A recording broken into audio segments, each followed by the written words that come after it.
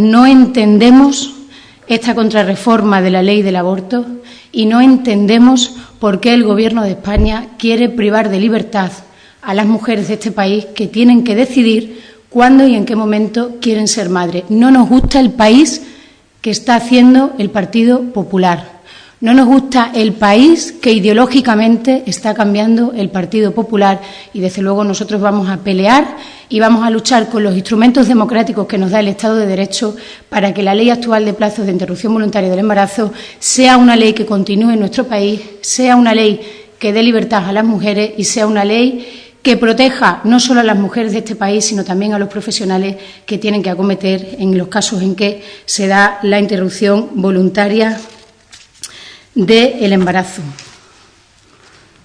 No es cierto que se hayan incrementado las interrupciones voluntarias del embarazo con la ley actual y nos tememos, como está ocurriendo, por ejemplo, con la reforma de la ley educativa que ya ha entrado en vigor, la LOMCE, y con otra serie de reformas como esa nueva ley de seguridad ciudadana, que lo único que está haciendo el Partido Popular con el pretexto de la crisis económica es transformar un país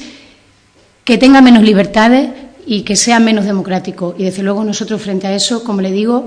utilizaremos todos los instrumentos que el Estado de Derecho nos da. Hemos ido al Tribunal Constitucional en estos 2 años de Gobierno del Partido Popular 25 veces ya, con 25 leyes y contrarreformas que hacen menos democrático y peor para los ciudadanos este país. Y si tenemos que ir con la ley, con la reforma de la ley del aborto, iremos también. ¿Qué instrumentos tenemos aquí en Extremadura? Pues en esta mañana hemos presentado una propuesta de pronunciamiento en la Asamblea de Extremadura para que la Cámara Autonómica Regional